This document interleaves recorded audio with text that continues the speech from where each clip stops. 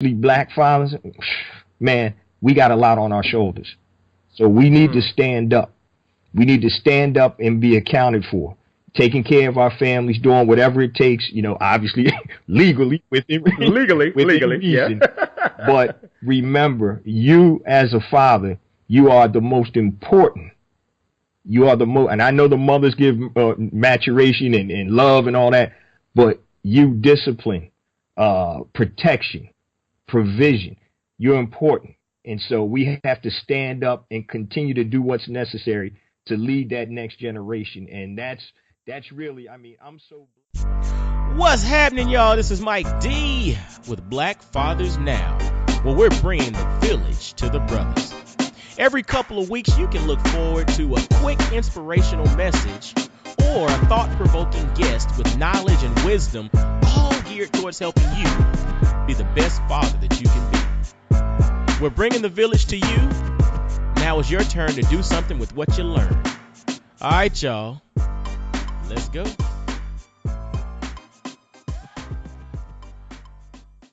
What's going on, fellas? This is Mike D with Black Fathers Now. And dig this, man. We have a brother on the line that... let me just read this. Okay. First off, first and foremost, he's a father. He's a husband. He's a serial entrepreneur representing Philadelphia, Pennsylvania.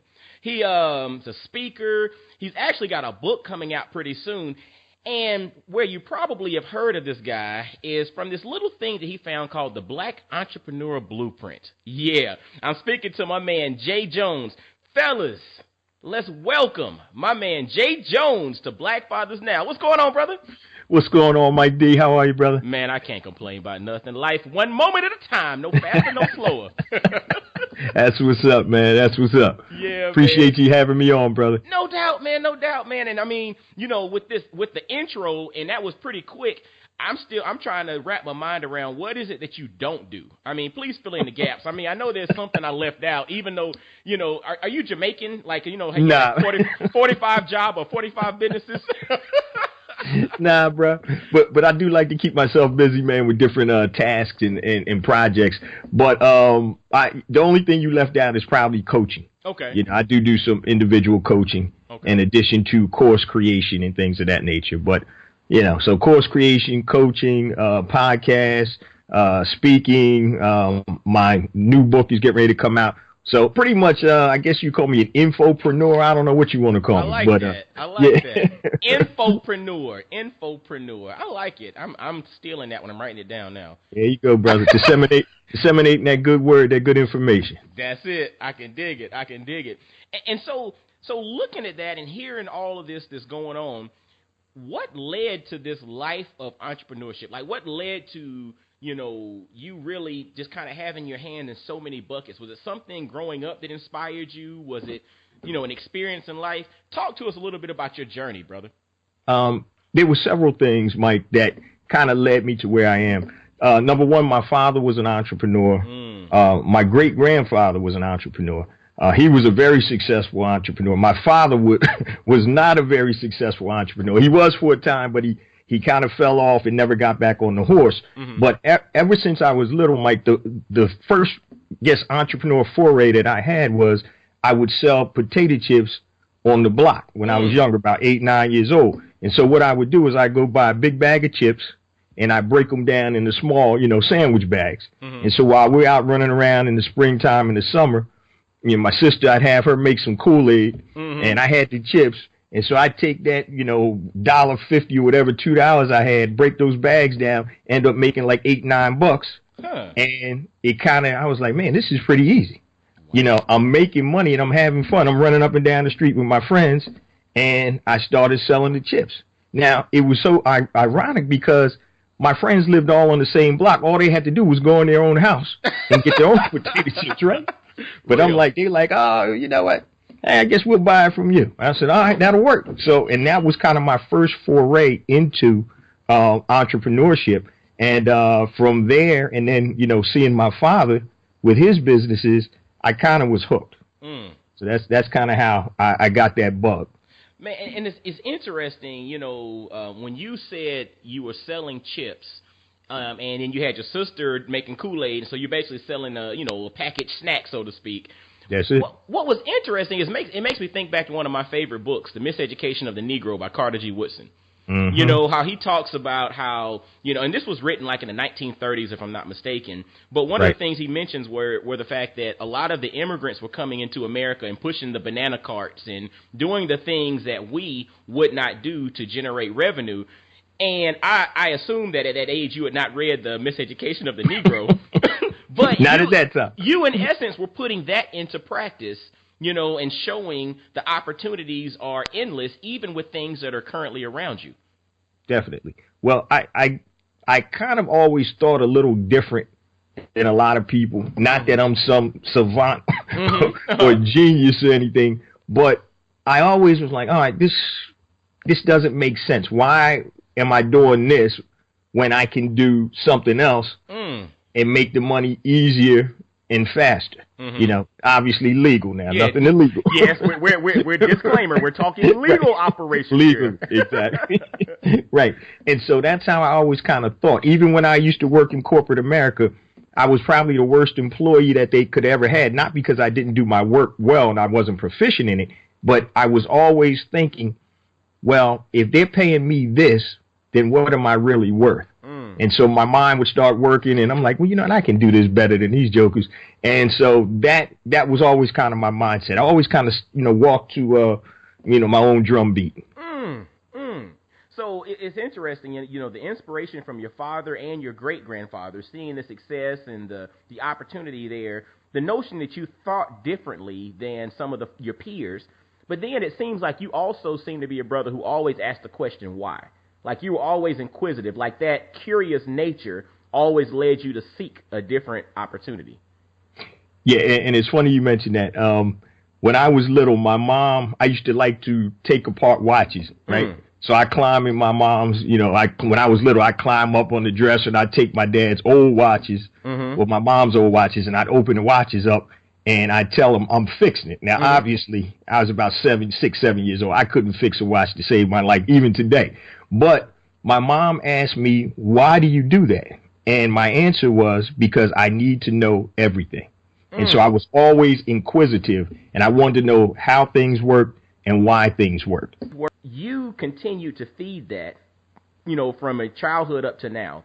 Whereas I think a lot of individuals, a lot of brothers grow up with that inquisitive nature, but we get to a point in which we stop feeding that inquisitive, curiosity, so to speak, and we just suppress it and just take what's there and keep it moving, whereas you continuously fed that, and that's what kind of led you to where you are today. Yeah, well, I had an old motto. It's called feed the beast. So if it's something is working, you got to keep feeding. Just that's like I played basketball. I was a great scorer. Feed me. I got to eat. So you continue to feed, and that's what my search for know-how comes from. And my just inquisitiveness, because the more that I can continue to educate myself, then, the better person I can be, and I can impart that to my family, friends, and even my podcast listeners. So that's why I talk about on my podcast. I tell you guys a lot of times my mistakes, my failures, and everything, because everything we do, it's a learning process. So I love to learn, and I love to try new things within reason. There you go. But and you dropped something there that I want you to expound upon, because most people say knowledge. You said know-how. Yeah, man. Can you break down the difference there between the two? This is my signature thing. Knowledge can be acquired by reading a book. It can be acquired watching television. It could be acquired looking at a video, watching somebody do something. That's knowledge. Know-how. All right, and the example I always use on the show is, if I read a book at how to drive an 18-wheeler tractor trailer, you put it in first gear, you move it here, you turn the wheel to the left, the tractor trailer goes to the left. Turn it to the right, it goes to the right. I've acquired that knowledge. Now, if I sat behind that tractor trailer steering wheel, sat in the driver's seat, the question is, do I know how to drive that tractor trailer? And the answer is no. Know-how comes from doing. Knowledge can be acquired from anywhere. So that's what I always taught my kids, my girls. You got to get the know-how. Knowledge, knowledge is great. And is the old saying, knowledge is power. It's the application of knowledge. That's the power. And the only application you can get is from experiencing. And then you get the know-how. So know-how and knowledge are totally different. I'm all about know-how. Fellas, I hope y'all peeped that gem right there. Know-how versus knowledge. Knowledge can be acquired anywhere. Knowledge is just listening. Know-how is actually doing. That's it. Peep that, fellas. Literally, know-how is doing. You can get all the knowledge in the world. You can have a library full of books. And I'm not telling you not to read. That's a good thing. I encourage you to read. I have a book myself. My man Jay is dropping a book soon. Great books to read. Yes, okay? You acquire the knowledge, but at the end of the day, what are you going to do with it? What you going to do with it? That's the question I'm asking you, fellas. Know-how. Get the knowledge. That's cool. But more importantly, get the know-how, the practical application of what you learned. Jay dropped some wisdom here. I mean, the brother's not the founder of the Black Entrepreneur Blueprint for nothing. That's it, baby. That's it. No doubt. And so you mentioned the whole concept of knowledge and know-how, and then how it applies, to your daughters. Talk about this journey and how it's impacted you as a father with your daughters, and some of the lessons that you've learned and some of the things that maybe you've learned in conjunction with them. Talk about that relationship there and how that's impacted you as a father. This is Black Fathers now. That's it. That's talk to us a little bit about that, brother. All right, let me just backtrack so I can lay the story out real quick for you. So for those of you who don't know, I went to corporate America after college. I was a financial consultant, which we called back in the day a stockbroker, for Dean Witter Reynolds and then Merrill Lynch for a total of about 6 years.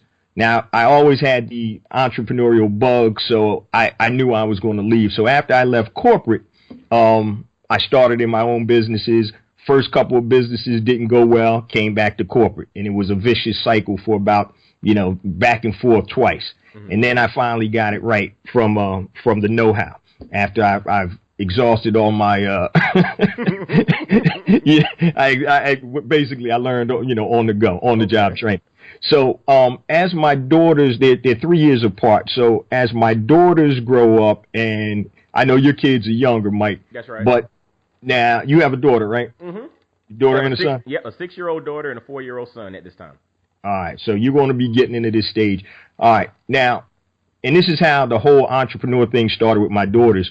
When the girls were younger, they were probably 7 and 4. I could go to the children's place and buy all types of bags of clothes, bring them home. Oh, Daddy, we love it. Great, great. Now, as they got a little older, about 10 and 7, that wasn't going to work because I needed Uggs. Daddy, I need Uggs. Dad, I need this. I need that. And I'm like, okay, I get that. I said, you know what? You get an allowance. But I said, how about we start working for that? All right. So the first business that they wanted to create, so we sat down, 10 and 7, and we sat down, what type of business do you want to create? And they came up with a T-shirt idea. And I don't know what this word means, but the name of the brand of clothing they created was called RAWR. RAWWR. I don't know what it is. But I don't know what that is either. But back in the day, it meant something. I don't know. Okay. So their logo was like a dinosaur. Okay. And so what we did, we sat down, we created the logo. They were like, what do you want it to be? And so I had somebody draw it up. And then I said, well, what type of T-shirts do you want, the colors? And we ordered probably about 20 T-shirts. Okay. And they started selling them to their friends in the neighborhood and also at school. So they started making money. So they were making pretty decent money. Now, after a while, they made enough money to buy what they wanted to buy. And then it tailed off, okay. Right? So I was like, and I'm not going to push you. Right. If you don't want to get this money, I'm not going to force you to get this money. Okay. Now, fast forward to 13 and 10. Okay. All right. 13 and 10. Yeah. Cause my oldest wasn't in high school yet. So, now they're going to the movies all the time. They want to go here. Their taste in clothing gets to be a little more expensive, and you'll come into that. You'll be running into that soon, brother. Don't wish that on me yet. No. So this is what I did. I said, okay, it's the summertime. My wife is in education, so she was a teacher at the time, so she had the summers off, and so they used to do a lot of traveling. My wife and the girls would do a lot of traveling. But then my wife had just moved into administration, so she's working in the summer. So I said, okay, so you guys need something to do. Yeah, Dad, we need something to do. I said, all right, let's try to create another business that can keep you busy and make you money because you guys want to do a whole lot of things. Now, they still got allowance, but it wasn't anything that they could match, working for themselves. So what I did was we have a local minor league baseball team not far from us. And I said, you know what? I said, how do you guys feel about water ice? And water ice in Philly is like snow cones or Italian ice in New York City. So it's basically you scoop it, put it in a cup, bam. All right. So I talked to the minor league team and I said, you guys have a water ice concession stand? And they were like, no, we don't. I said, okay. And I said, well, I'm interested in, and I had my girls in the meeting, all right, with me. So I took them to the stadium. So you had in the meeting with you for the negotiations and everything. Awesome. Exactly. Okay. Right. So I wanted them to see this. And so I gave the guy a heads up that I'm bringing my daughters with me. So he was like, no problem. And so talked to him. He's like, yeah, it sounds like a good idea. This is what we need. So what I did was I went and I invested $7,000 into what's called a cold cart. Okay. And what that cold cart does, it'll keep ice cream or water ice, whatever you have in it, cold. You plug it in overnight, and then you unplug it the day of the game, and it'll stay cold for 24 hours. You can roll it around. Bought the umbrella to it, had the decals on it. And what I did was, I don't know if you ever heard on my show, I talked about my son. I lost my son. I remember that story. It's powerful, powerful story. Yeah, to brain cancer at 17 months old. So what we decided to do, and my son's name is Aaron, so Aaron Jones. So we named our water ice business AJ's World Famous Water Ice. So a percentage, 10% of all our profits went to the National Children's Cancer Society because I didn't just want to teach my children how to make money. It's more to life than making money. It's about contributing. It's about benefiting others. We're here to serve. And so I was like, we can do this, but we got to have a bigger, it's a bigger picture than just making money. So we started at the game. Now, this is crazy. Now, there are 82 games for this minor league team, 41 home games. So that meant after work, I'm coming home from my business from like 6 o'clock at night to 9:30, 10 o'clock. We're out there scooping water ice. So, wow. Wow. When they were tired, I don't want to hear it. Get your butt up. If I got to go out here and do, I said, I'm doing this for you guys. That's right. I'm not doing it, for me. I got my money. So what we did was, 50% of the profits went to me because I invested in, That's right. Okay. 50% went to them, which was 25 and 25. And out of each of their 25%, half of that would go into a savings account where they couldn't touch. And the other half they could play around with, do whatever and buy whatever they want. And so at the end of the first year, we actually netted close to $28,000. Wow. Yeah, and what I used to do was let them count the money at night. They do the reconciliation. They go to the bank with me, all types of stuff. So they could actually see how business functioned. We actually were doing so well there, the concession management company that ran that stadium actually had a contract down in D.C. with the D.C. United soccer team, which is a major, was a U.S. soccer, I forgot what it is. MLS, I think, right? Yeah, one of them, yeah. Yeah, one of them things, yeah. So now they were like, can you guys come down and do the D.C. United games? I was like, well, I said, okay. I said, all right, we're going to have to buy another cart. Another $7,000, bought another cart, took it down to D.C., and on like alternate weekends, sometimes we'd have games down in D.C., and I had to hire people, a couple would bring their friends down, then, my wife would be at one cart and I'd be at the other one, and we'd take their friends, and so we did this for 3 years. In the last year, we ended up doing over like $50,000. Wow. From 2 carts, one in D.C. and one in Philadelphia. Yeah. Wow. Yep. And the one in D.C., they only played, D.C. United only had we only did about 8 games a year there because they, we didn't do during the week. We just did on the weekend games. But, so they got to count money. They got to save money. And the biggest thing, Mike, I wanted to teach them was if you can create your own money, you're never going to be beholden to anybody else again. And that's why my oldest daughter, who's about to graduate from college, I think she's going to have a hard time working for somebody. But I always told her, I said, there's nothing wrong with going to work in corporate America, leveraging those assets, being able to develop hard skills. And also, a lot of times you don't know what you want until you know what you don't want. True that. You know? So, I said, go into corporate America. And then if you decide to come out, you know what you're leaving. Don't go right into entrepreneurship per se, unless you know for sure that's what you want to do. So long story short, man, it's I can show you better than I can tell you. And that's the concept I use with my daughters with that. Wow. Fellas, that, man, I'm sitting here like, wow. And this is such an awesome thing, because I look at this like, like big brother's sharing with little brother some things that I might have coming up, because, you've basically been where I'm going. I know, old folks always say, I done been where you going, boy.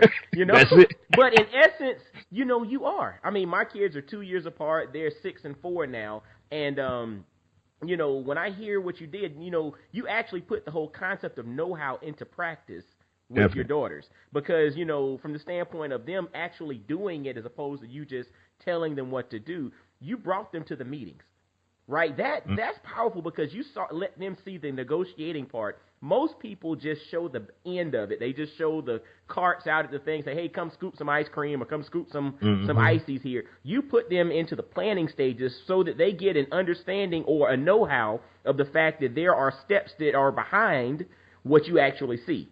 And so as a young kid, most adults don't even know that. They just think somebody just rolls up with a cart and starts flipping ice. They don't understand the investment of buying the cart and getting the contracts and getting the permits and all these different insurance, all that stuff. But something you said, at the end, when you said, when you learn how to create your own money, you'll never be beholden to anyone again. That's it. That, fellas, if y'all don't take now nothing that we say on this podcast, dig that. When you learn how to create your own money, you'll never be beholden to anyone again. That is powerful. Because when you stop and you think about, why is it that we stay in dead-end jobs? Why is it that we, are doing something that we know we're not called to do in life? A lot of times it all revolves around that financial piece of, I don't know how to create my own money, because once I do, I'm done. It's a wrap. It's a wrap, man. I mean, for Black Fathers Now, part of Black Fathers Now, well, the tagline is bringing the wisdom to the brothers. We bring wisdom and bringing the village to the brothers in the form of wisdom, insight, inspiration, and now we're going to bring some know-how, because there you go. Jay just dropped some know-how on something that you can do, maybe not this specifically, but an idea, but just kind of spawning ideas for you to kind of put into play with your kids now. And it's Black Fathers Now, because what can you apply right now? These are things that you can start having conversations about right now with your children. I mean, I'm fired up, because I'm like, I can't wait to get mine home from school today, because we're gonna have some stuff to talk about. Some brainstorming, right? Yeah, man. We're gonna have some things to talk about. And Yes, so know-how, entrepreneurship, that's a family unit thing. That's something that you all have put into practice from a family perspective. What led to the creation of the Black Entrepreneur Blueprint? Like, what inspired that, my man? Well, throughout, all my family and friends know that I'm a serial entrepreneur, and I have a lot of answers to a lot of questions based on my experiences. So people would always ask me, hey, man, I'm trying to start this business, or, yo, you need to talk to my boy Jay. And so it just got to a point where there's something there when a lot of people start coming to you for the same thing. That's right. And so the Black Entrepreneur Blueprint podcast was predicated on trying to answer those type of questions by interviewing successful entrepreneurs and sharing my experiences, and really started it out of the love of talking about entrepreneurship. And that's really how it started. I said, I just need to share this information, because not just my journey, but other successful entrepreneurs' journeys, so people can glean from that. They can get ideas. They can, start talking and dialoguing, because I truly believe that as a Black man and a Black person, period, we need to start building up our economy. You see, yes. And the only way we're going to build up our people is economics. And I have a shirt out that says there's no revolution without economics. So that's right. You can't do anything if you're not fiscally capable of supporting whatever you're trying to do.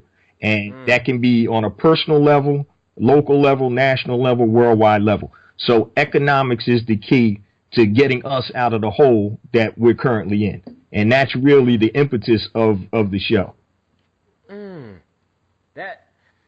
That's powerful, man. And one of the things that stands out to me is just your commitment to service, right? Because it's just like, you're really big on, you're about getting that bag. You know what I'm saying? Like, you got to get that. That's right. That's right. You're about creating streams of revenue and, building that within your family. You're about freedom. But the biggest thing is you also feel like it's a duty of yours to be of service to other people and show them this light that you've been exposed to. Yeah. Well, I did a show probably about a year back, and we've been doing, I think we're on episode 190, 191 right now. So about a little over 3 years, Black Entrepreneur Blueprint has been in effect. And one of the shows I did was called Talking About Your Assignment. Now, an assignment is not necessarily something that you want to do. Like Moses had an assignment from God. Now, right. And he was like, you sure you talking to the right person, God? You want me to do this? But my assignment is a conviction that I feel I'm a teacher by heart, not a traditional teacher, but I'm a teacher. And I know that. That's where my blessings and my strength comes from, is from teaching and sharing my experiences. So I know that it was innate in me to be able to convey what I know to others to help benefit them, because once again, we're here for service. It's not about, what can Jay do for himself? Obviously, I got to take care of my own, but it's what can Jay do to help improve others? And so that's my assignment in life. So, and we all have an assignment. Some of us don't know what it is yet. I'm blessed to know what mine is, and I'm just following, that word and what's in my heart. And fellas, we're recording this one date, but when this comes out, you will have also heard another episode from me in which, I actually referenced a conversation that Jay and I had offline in which he asked me what my assignment was. And it was powerful to me because, we were just having a random conversation talking about life on the phone and experiences and all of that. And in the middle of it, he said, "Hey, brother, I got a question. What's your assignment?" Just out the blue. And it struck me. But then the funny thing was, because we were so in sync, I knew exactly what he was talking about. And, I was able to talk about my assignment as personal development. It's also teaching. It's also communicating. Like, there are 6 things that I have really come to realize that give me life and that just fuel me when it comes to life. And they are speaking, teaching, and connecting, as well as cooking, traveling, and consuming thought-provoking content. There you go. Those are the 6 things that truly give me life when it comes to things that I need to do on a regular basis. They help me become the best version of myself. So when I can have opportunities to speak, teach, and connect, when I say connect, I mean connect people to people, people to ideas, people to experiences, whatever they may be, I'm full of life. As well as cooking. I mean, I like to cook. It's like therapeutic for me. But then traveling and consuming thought-provoking content. And that comes in the form of podcasts like the Black Entrepreneur Blueprint, which everybody, if you are not currently subscribed to the Black Entrepreneur Blueprint, please go do that ASAP. And reach out to Jay Jones and let him know that you heard about him on Black Fathers Now. But all those things give me life. And so when I hear you talk about assignments, it really strikes a chord with me, because each and every brother listening, you need to find out what your assignment in life is. What are you called here to do? What are you placed? Everybody's here for a reason. Everybody has a purpose. My thing is, have you taken time to identify that and to refine that and then put it into practice? Because it's all about know-how. It ain't about knowledge. You have the knowledge of what your assignment is, but who cares about the knowledge of it? The know-how of your assignment. How do you put that bad boy into practice to make this world, to make our community, to make our family, starting with your family, to make your family the best that it can be? That's, brother, powerful. Powerful. Now dig this, man.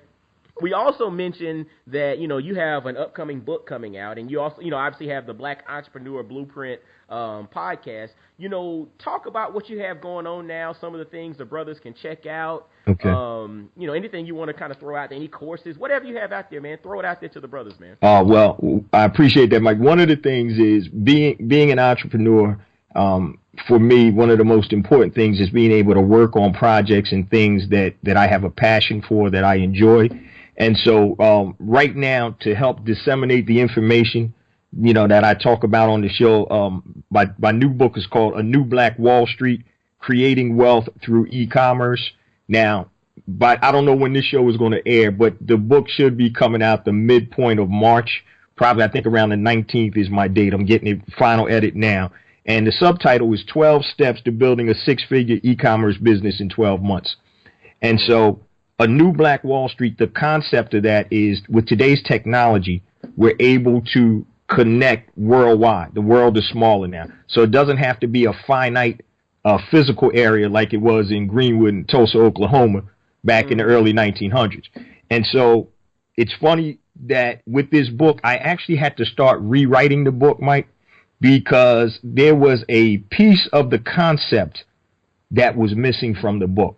Now, I talk about creating and building your own e-commerce businesses on Amazon, eBay, your own site, and stuff like that. So that's good for you. And then I say, okay, now, once you have these resources, market to our folks, buy, obviously purchase from our folks.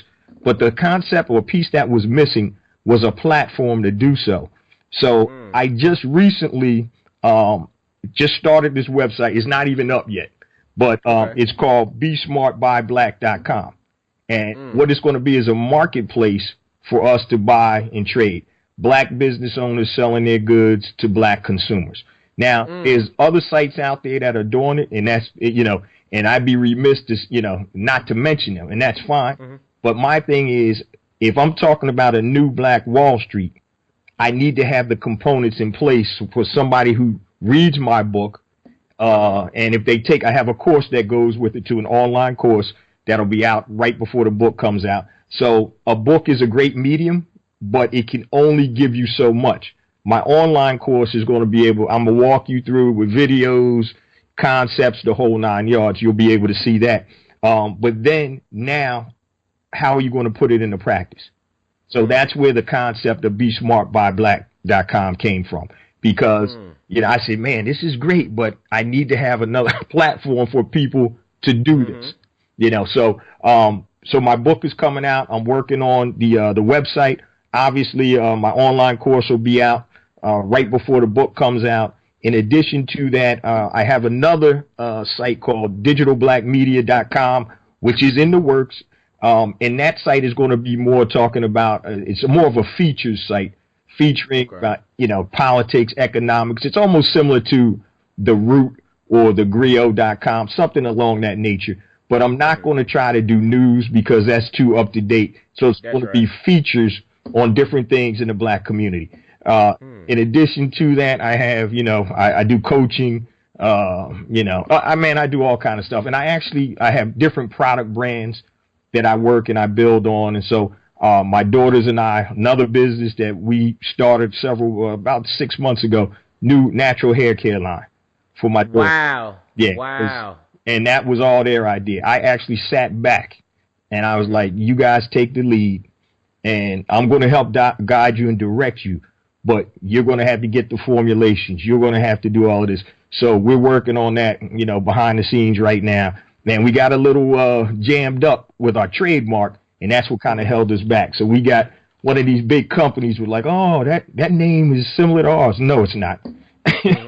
Wow. But we had to go through the whole process, and so we finally got that cleared up, and we're able to move forward. But I'm doing a lot of things, Mike, and I'm blessed to be able to do things I have a passion for, that I have an interest for. And I'm not opposed to trying things and failing, because that's part of the process.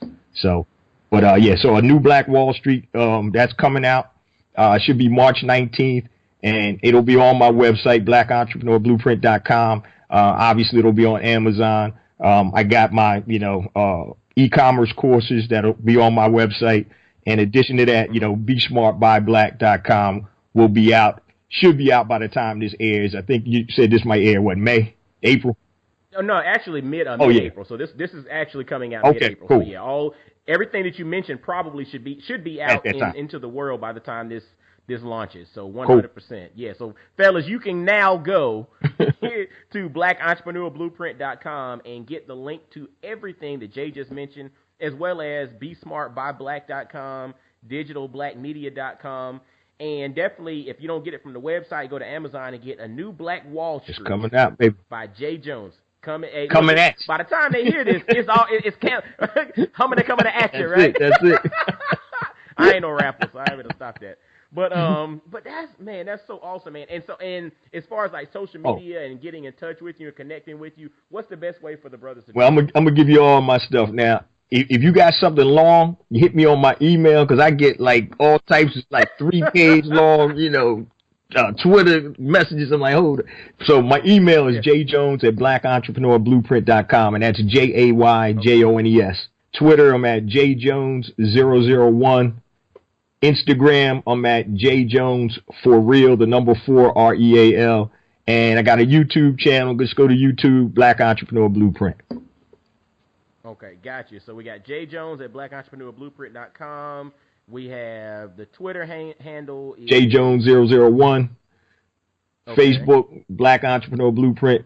Instagram, jjones4real, jjones4real. And YouTube channel is just Black Entrepreneur Blueprint. All right, and fellas, I will have all the links to all of those in the show notes. So all you got to do is click on each one of them. It'll take you directly to it. And as always, you can visit blackentrepreneurBlueprint.com.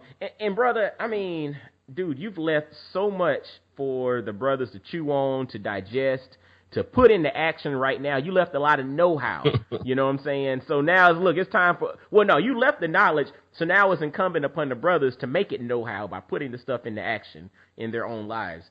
Is there anything that you'd like to leave the brothers with, man, from like some advice, some inspiration or whatever, to the brother that's out there with the young kids or, with the family, anything that you'd like to leave with the brothers? Most definitely. A couple things real quick.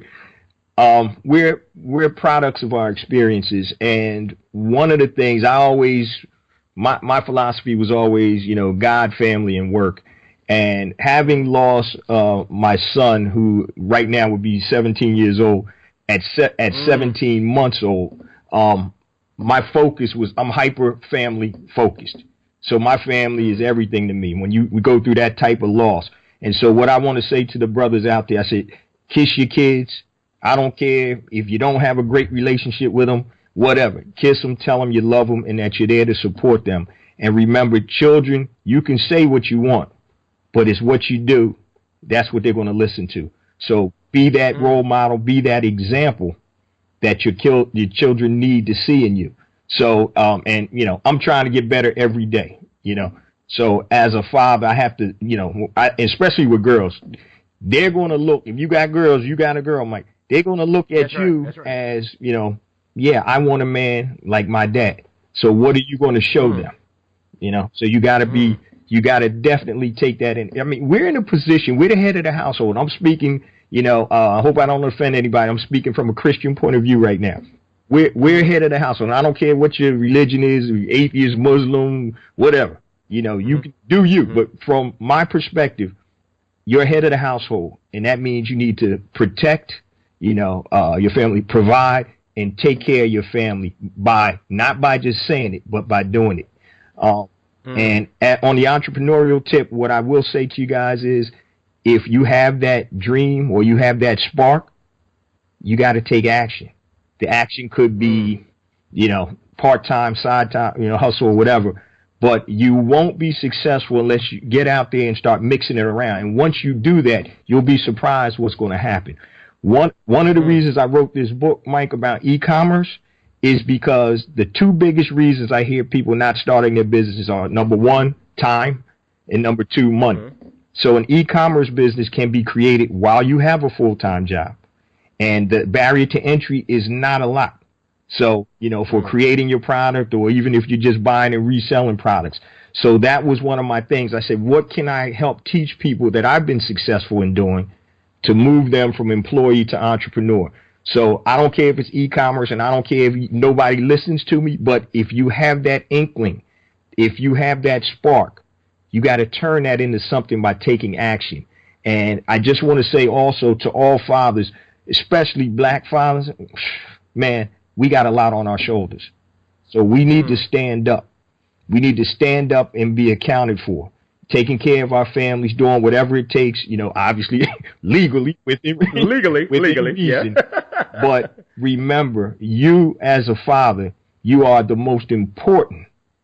You are the most, and I know the mothers give maturation and love and all that, but you discipline, protection, provision, you're important. And so we have to stand up and continue to do what's necessary to lead that next generation. And that's really, I'm so blessed for all of the things that have happened in my life. And even with losing my son, it put a new perspective on fatherhood just in general. And so I'm hypersensitive when it comes to that, being there for my children. And the last thing I want to leave you with is, as an entrepreneur, the way I built my business, I built it where I have time freedom. So my girls played field hockey all through high school, and and I hadn't missed a game for my youngest daughter, hadn't missed a game in 3 years. Home, away, her AAU team, her summer league team, none of that. Traveled all over the country with them.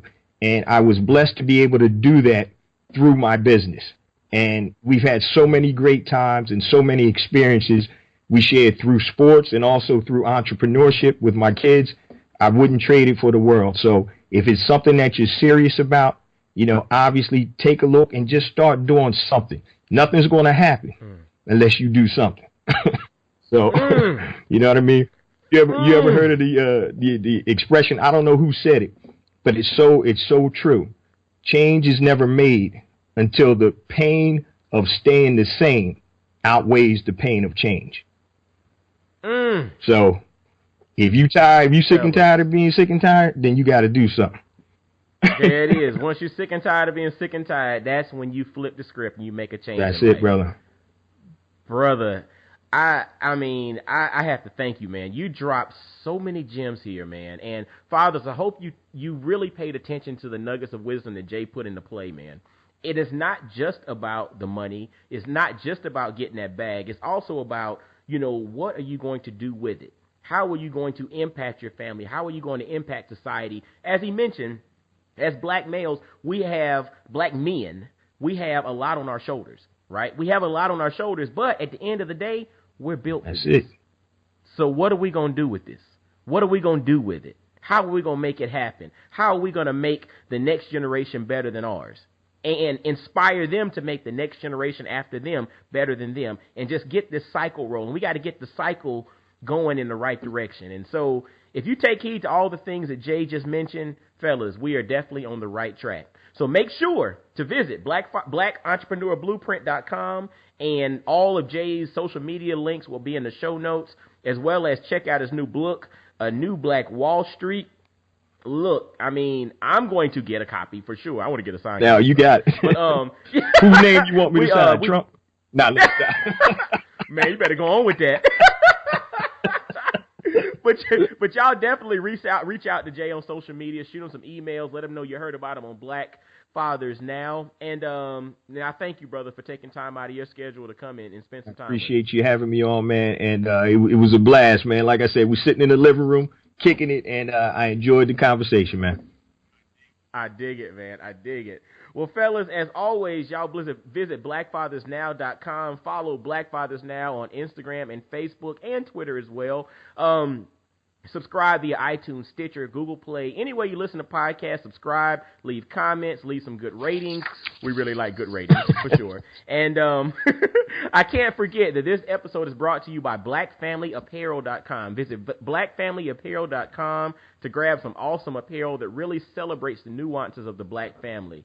And until next time, fellas, y'all be blessed, well, and wise. And I'll holler at you. Peace. Yo, fellas, I hope you enjoyed today's episode. And always visit blackfathersnow.com. as well as follow Black Fathers Now on virtually every social media platform you can think of. Instagram, Facebook, Twitter, everywhere. Just follow us and engage with us, man. Look forward to hearing from you. And I guess until next time, I'll holler at you. Peace.